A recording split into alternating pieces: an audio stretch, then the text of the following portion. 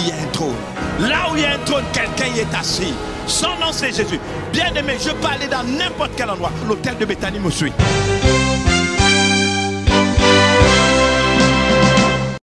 Bonsoir à tous et shalom à ceux qui nous regardent via les réseaux sociaux. Je rappelle que je ne suis pas seul ce soir. Vous remarquerez que le décor est exceptionnel. Je suis accompagné d'une charmante dame. Il s'agit de Madame Atom Kombila. Bonsoir Atom. Bonsoir Christian. Alors nous sommes ici dans le cadre du challenge numéro 3 et là nous allons recevoir des sommités. Mais avant de vous en dire plus, je laisse Atom la possibilité de vous faire quelques civilités également. Alors bonsoir à tous, vous qui nous regardez sur nos différentes plateformes et qui êtes en présentiel avec nous ce soir. Comme vient de le dire Christian, nous sommes dans le challenge numéro 3 et cette semaine est très exceptionnelle parce que nous recevons les aînés. Yes, et quand on parle de l'aîné, on parle bien évidemment de ceux que Dieu a utilisés lorsque le Gabon a connu le réveil des années 80. J'en frémis, d'ailleurs j'ai quelques, n'est-ce pas, chair de poule sur ma main, Atom. Et c'est pour nous véritablement, Atom et moi, un honneur de les recevoir, d'être justement les personnes qui allons interroger ces sommités-là. Nous n'allons pas vous faire attendre plus longtemps. Le temps pour nous de les recevoir. Je vous prie de garder bien l'écoute et inviter tous ceux qui sont dans la maison, pour ceux qui sont justement devant leur petit écran, installez-vous crânement. Nous allons pouvoir introduire nos invités d'honneur tout de suite.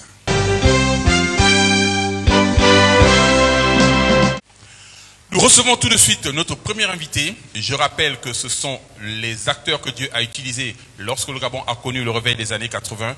Je vais recevoir maintenant même l'archevêque Jean-Daniel Obam. Il est suivi de son épouse, l'évêque As Obam. Pendant qu'ils vont nous rejoindre, Atom, on va les recevoir. Venez, archevêque, nous sommes très honorés de vous recevoir sur ce plateau spécial. Je rappelle que c'est le plateau du challenge numéro 3. Atom. Oui, nous les recevons sur ce plateau ce soir. Vous pouvez prendre place. Prenez place. Et comme Christian l'a si bien dit, ce sont ceux qui ont fait l'histoire, qui connaissent l'histoire, et nous continuons dans les présentations. Maintenant, nous recevons sur ce plateau Serge Ngom, Laure Ngom. Est-ce que vous pouvez les célébrer en même temps qu'ils sont en train de venir sur le plateau et nous rejoindre? Ils sont là depuis les années 80, ils ont vécu exactement le réveil dans les années 80. Christian? Nous continuons justement à recevoir nos invités et nous allons maintenant même recevoir le pasteur Valérie Ndong. On continue à les encourager, on les encourage pendant qu'ils viennent. C'est vraiment quelque chose qu'il faut vivre. Ce soir, nous sommes avec les aînés. Ils ont vécu le réveil des années 80 et c'est quelque chose de waouh. Nous recevons ici l'évangéliste Clarisse Anguezom. Est-ce qu'on peut acclamer pour cela? On applaudit. Et comme l'a dit tout à l'heure Christian, ce soir nous sommes avec les aînés. Nous vous demandons de bien rester calés et regarder ce qui va se passer tout de suite. À tout de suite. Nous recevons ce jour les acteurs du réveil des années 80 et c'est pour nous, Atom et moi, un honneur et un plaisir immense. Atom, ton ressenti? Pour moi, c'est, comme tu viens de le dire, un honneur. Vous savez, quand tout cela a commencé, j'étais bébé. Et il y a un débat aujourd'hui qui se poursuit. Est-ce que j'ai fait partie de cette période où je n'ai pas fait partie? Mais bon, on en saura un peu plus tout à l'heure. Ça, c'est des petites histoires. C'est pour décrisper. Mais nous sommes très honorés de les recevoir sur notre plateau ce soir. Donc, Christian, on va leur laisser le choix, encore une fois de plus, de pouvoir se présenter. Voilà, eux-mêmes. Cher père, chère mère, on va vous donner la possibilité de vous présenter. C'est vrai qu'on l'a fait tout à l'heure, mais peut-être il y a des choses qu'on a omis de dire. Je suis très heureux d'être sur ce plateau, et surtout dans ce lieu, qui est le lieu de notre naissance spirituelle. Donc, je suis le frère Jean-Daniel Obam Ngema. Pourquoi? Parce que ici, je n'ai pas de titre.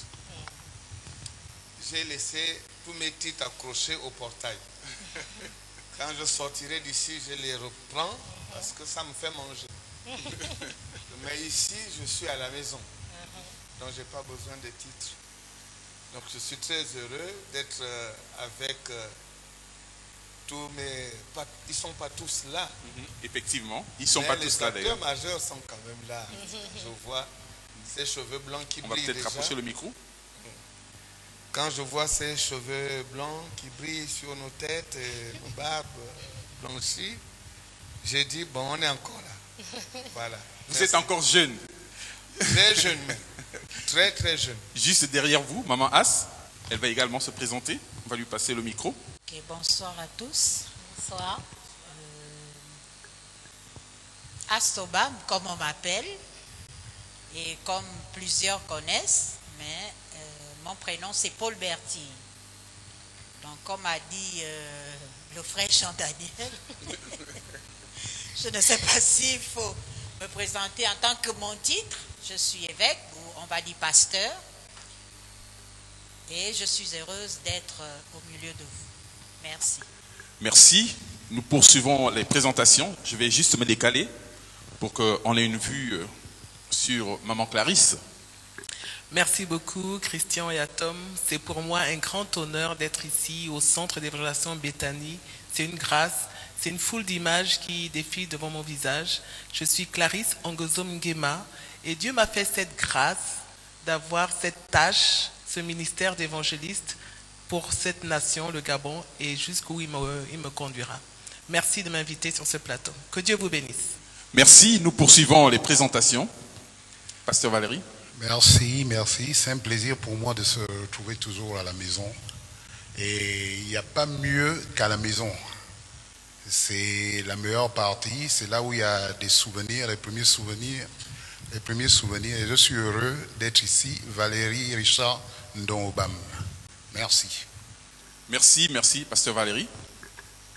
Donc, je suis très heureux d'être sur ce plateau pour compter cet événement qui s'est passé il y a plus de 30 ans, ici au Gabon, et particulièrement dans celui où nous sommes en ce moment, Béthanie.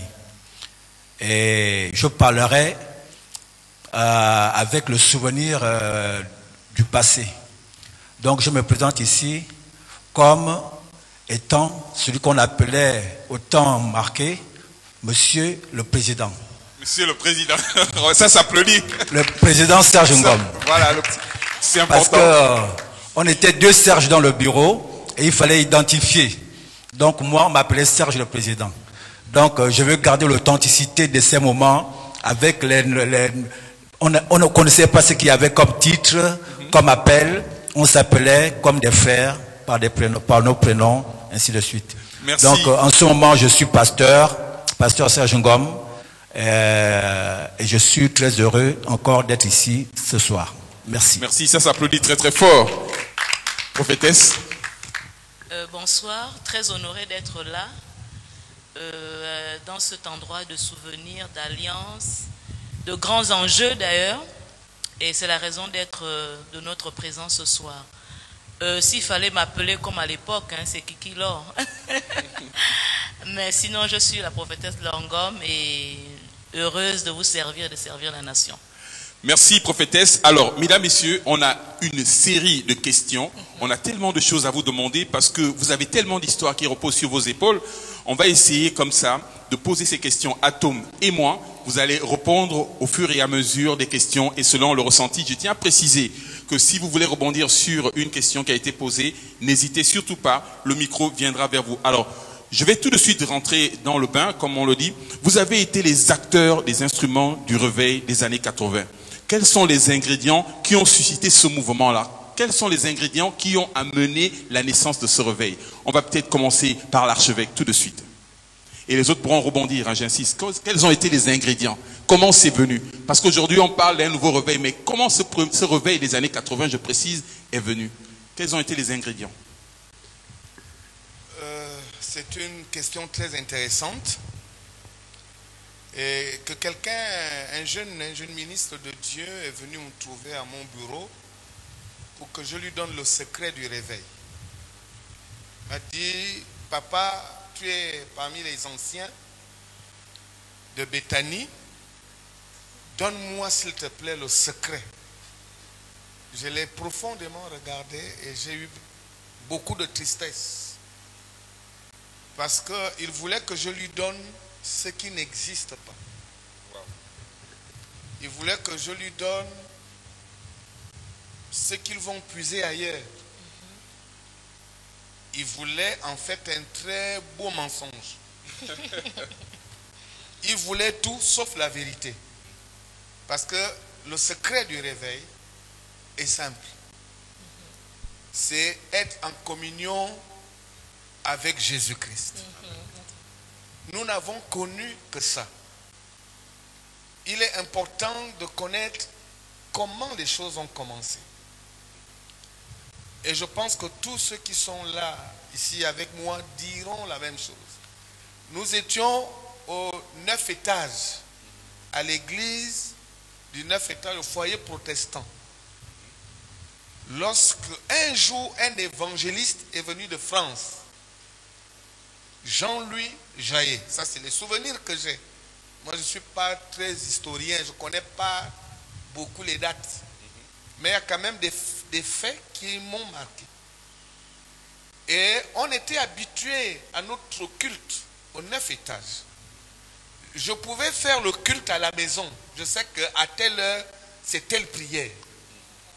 Tout était pratiquement des récitations. C'était un ensemble de répétitions. Donc on avait les cultes en tête. Même si tu n'es pas dans l'église, tu peux réciter le culte. Mais cet homme arrive invité par le 9 étage. Et on lui donne la parole pour prêcher. Il ne monte pas là-haut, là-bas. Il prend sa Bible. Il ne lit aucun autre livre, il n'a aucun document. Il ouvre un verset biblique et il prêche.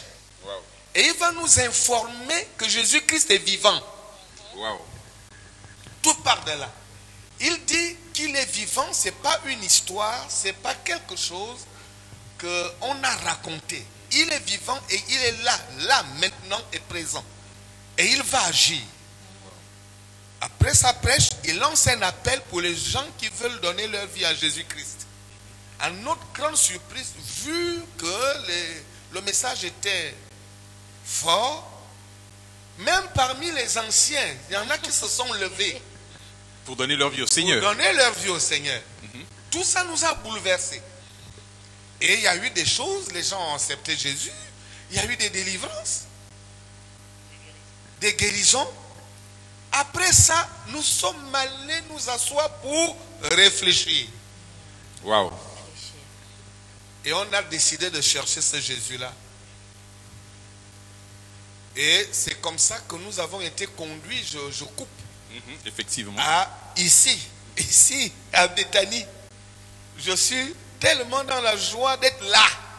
Je ne savais pas que j'allais être encore là d'aussitôt. Mais je suis là. Parce que Dieu l'a voulu. Oui. Et c'est ici, à la véranda de Maman Marthe, qu'on venait l'adorer, assis par terre, pour chercher ce Jésus-là. On dit, tu es vivant, révèle-toi à nous. Et il s'est révélé à nous. Oui. Voilà. Peut-être une autre réaction par rapport au ressenti, En fait, prophétesse? Moi, je voudrais insister sur la simplicité des faits. Sur la simplicité. Il y a trop d'artifices aujourd'hui. On cherche avec les artifices. En fait, la simplicité a fait que Dieu nous trouve. En fait, c'est lui qui nous a trouvés. Parce que même dire que nous l'avons cherché, ce serait une trop grosse expression. Mais il nous a trouvés dans l'état dans lequel nous étions. Parce que nous n'étions pas parfaits. Nous ne connaissions même pas Dieu. Nous ne connaissions pas le Seigneur. Mais il a vu la simplicité de nos cœurs. Nous avions des cœurs d'enfants. Nul ne manifestait un don particulier. Mais la simplicité, et Dieu s'est révélé à nous dans cette simplicité. Et je crois que c'est de là que vient le réveil, la puissance, le souffle, oui. La simplicité. Voilà, ça s'applaudit très très fort, ça s'applaudit. Il y a des gens... La simplicité, le fait de chercher Dieu. Il y a tellement de questions, Atom. Je vais poursuivre. Alors, tout à l'heure, je t'ai vu noter une question, Atom. Tout à l'heure, tu la poseras. Comment définissez-vous le courant religieux des églises des réveils aujourd'hui? Comment vous le définissez? Comment vous le voyez? Comment vous l'entrevoyez? Parce qu'il faut reconnaître que c'est vrai que Dieu est passé par vous pour amener un mouvement de l'esprit dans la nation. Aujourd'hui, comment vous le voyez? Chacun de vous pourra réagir. Comment vous le définissez aujourd'hui? Est-ce que vous en mesurez la profondeur et la responsabilité de ce que Dieu a déposé sur vos épaules? Comment vous le définissez aujourd'hui, ce mouvement du réveil? Le réveil que nous avons vécu dans les années 80, s'il y a une différence à faire avec le réveil d'aujourd'hui, bon, le réveil d'aujourd'hui, je ne sais pas s'il y a déjà un réveil par rapport à celui qu'on a vécu. Bon, c'est sûr qu'il y en aura, mais je ne sais pas si on peut déjà revenir sur un nouveau réveil. Disons, ce qui a fait la différence, c'est qu'aujourd'hui, les gens doivent retourner à des fondamentaux. La lecture de la parole, l'adoration, la sincérité du cœur, la soif, la sanctification. Et c'est ce qu'on ne retrouve pas aujourd'hui. Et Dieu a du mal à se révéler dans des cœurs qui ne sont pas disposés, qui ne sont pas prêts à pouvoir le recevoir. Dieu connaît les motivations des cœurs. Donc, Dieu connaissant les motivations des cœurs ne peut pas nous donner ce qui peut nous faire oublier que celui qui est Dieu, pour que nous les hommes nous soyons élevés, ou bien nous amener à être à prendre sa gloire. Donc aujourd'hui, comme la prophétesse l'a dit tout à l'heure, il faut que les gens reviennent à la simplicité de l'évangile. Il faut que les gens reviennent à la simplicité des cœurs. Comme elle a dit, la Bible déclare que Dieu cherche un homme. Comme elle a dit, c'est pas nous qui avons cherché Dieu, mais Dieu nous a cherchés. Et il a vu qu'il pouvait, dans les cœurs, dans les jeunes filles, les jeunes garçons qu'il a vus au milieu de nous pendant ces années, il a vu des cœurs sur lesquels il pouvait déposer quelque chose. Et que cette chose est des jeunes qui pouvaient réveiller quelque chose pour l'étendre au niveau de la nation, qui ne devait pas le garder pour eux-mêmes, mais qui devait en faire un don, un fruit, comme la Bible dit que Dieu donne pour le bien de tous. Donc Dieu nous a donné, c'était pour notre bien. Mais aujourd'hui, on a comme l'impression que les gens veulent le recevoir, mais pour leur bien, c'est-à-dire pour leur propre gloire. Alors qu'on doit recevoir pour la gloire de Dieu. Parce que nous n'avons rien. Nous n'avons rien reçu que nous pouvons donner. Tout ce que nous avons, c'est Dieu qui nous l'a donné. Nous n'avons qu'à remettre à Dieu ce qu'il nous a donné et à lui donner la gloire à lui seul. Je voudrais réagir il a toujours cette façon de tracer la route. C'est le président. Oui, président. Et je voudrais rappeler, moi j'aime quand on rit. On l'appelait aussi ouais. Parce qu'il disait toujours ouais. Alors, en ce moment, dans notre nation, il y a un gros problème. Dans la plupart des communautés, des églises, les gens cherchent, attendent un réveil. C'est un peu comme les Juifs qui attendent le Messie. On ne peut pas remplir un seau qui est plein. Le réveil n'est jamais parti.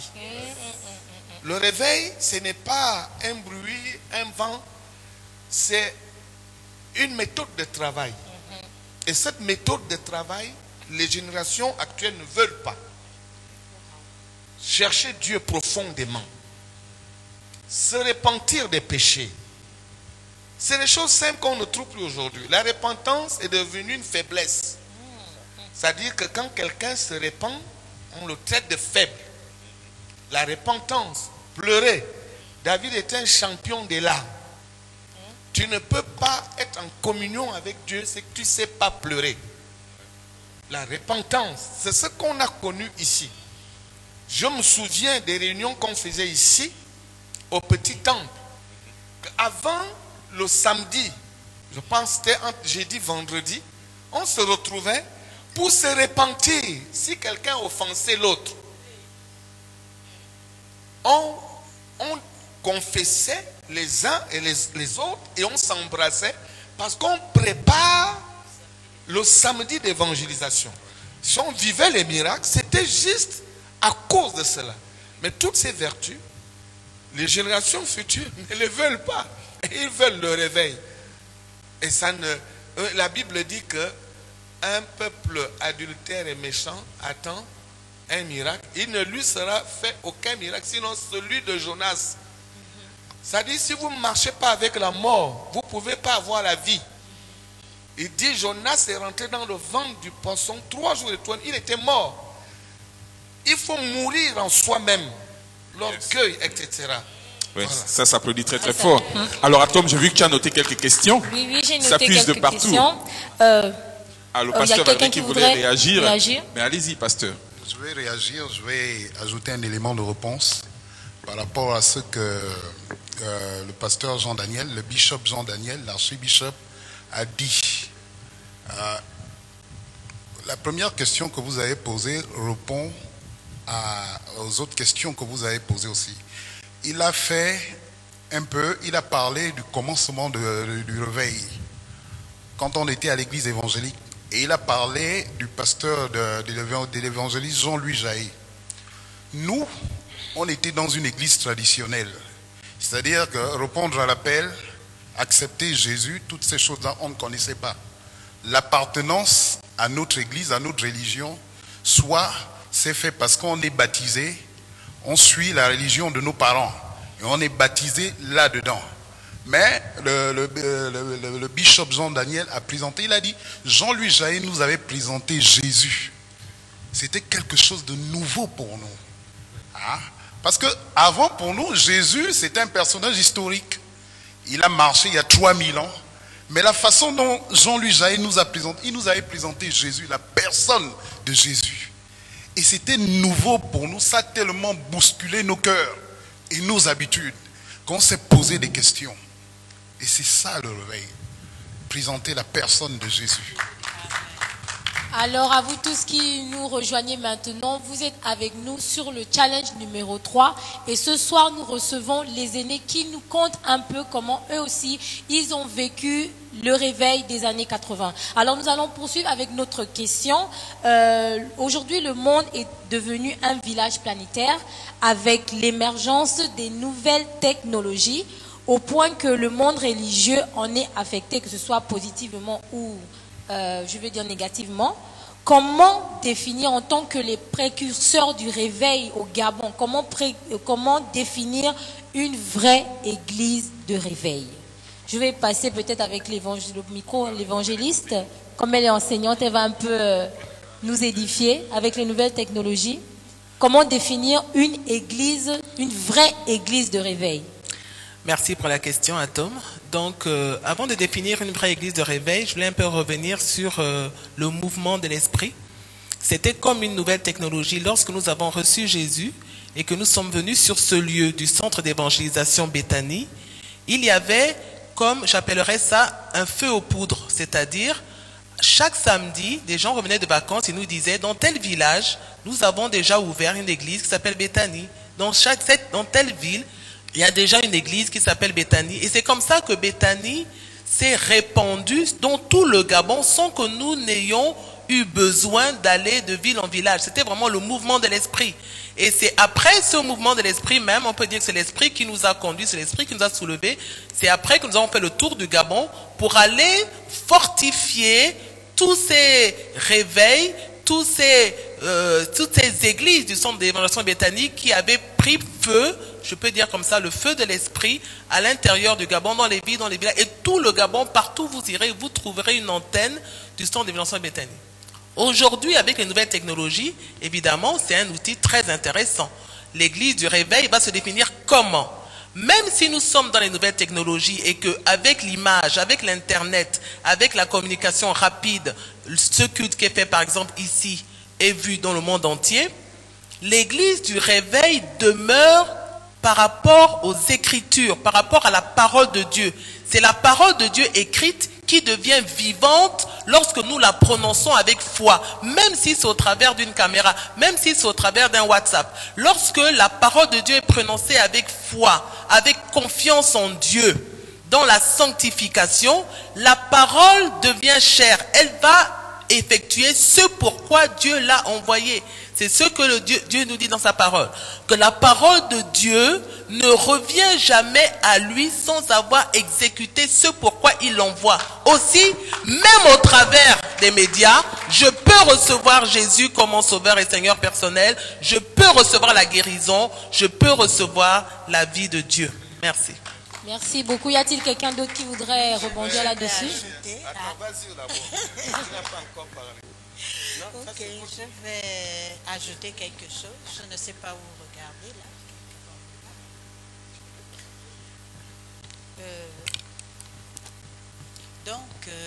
Par rapport à la vraie église, comme on parle de réveil, merci à Tom pour la question. Quand je lis dans la Bible, on nous parle dans 1 Samuel, on nous parle de l'histoire d'Élie. Et nous voyons, selon ce que la Bible dit, qu'il avait des yeux troubles. Mais il y a une particularité, c'est qu'il était au temple et la Bible nous dit la lampe de l'Éternel n'était pas encore éteinte. Qu'est-ce que nous voyons autour d'Élie? Nous voyons la décadence de ses enfants.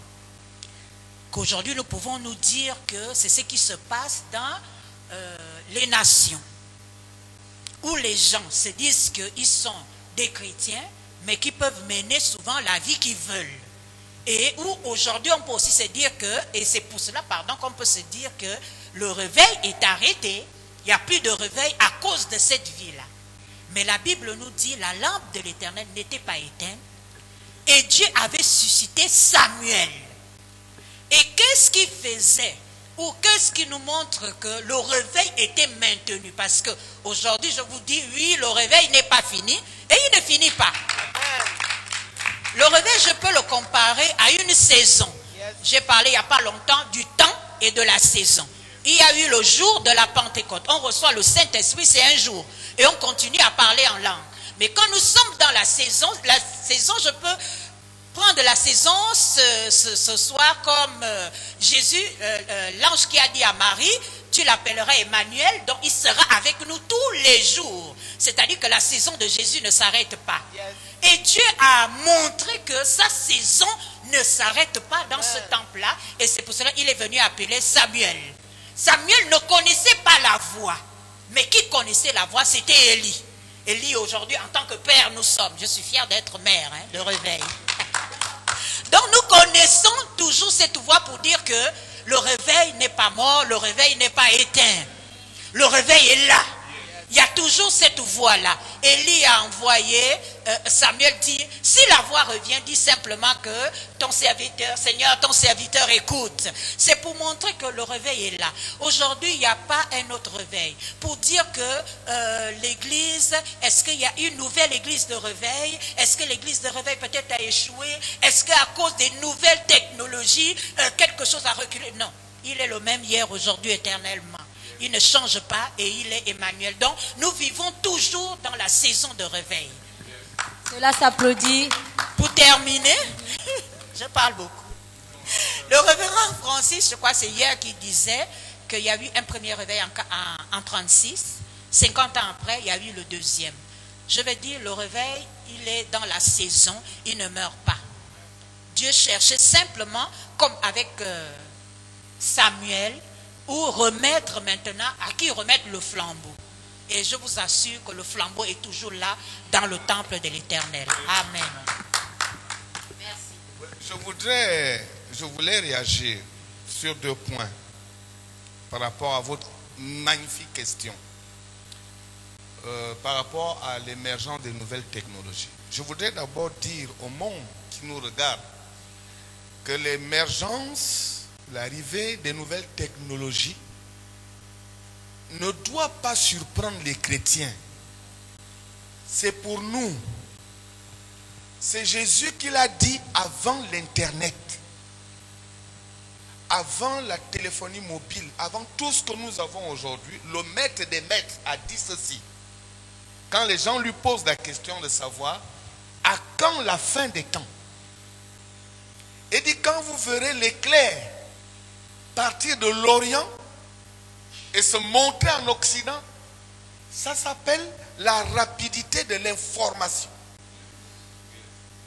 Jésus savait que les derniers temps, l'information va aller très vite.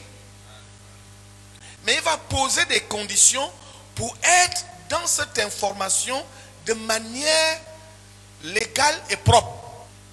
C'est-à-dire que ceux qui seront dans les toits, sur les toits, ne descendent pas. Donc, dans chaque réveil, il y a des conditions. On ne peut pas vivre le réveil sans respecter les conditions. Donc, c'est bien d'être dans les réseaux sociaux. Mais qu'est-ce qu'on fabrique là-bas? C'est ça le problème. La deuxième chose, rapidement, je ne veux pas monopoliser. Vous savez, nous, le goût de micro, c'est terrible. La deuxième chose, je parlais hier avec mes fils. Je leur disais que l'évangile n'est pas une richesse.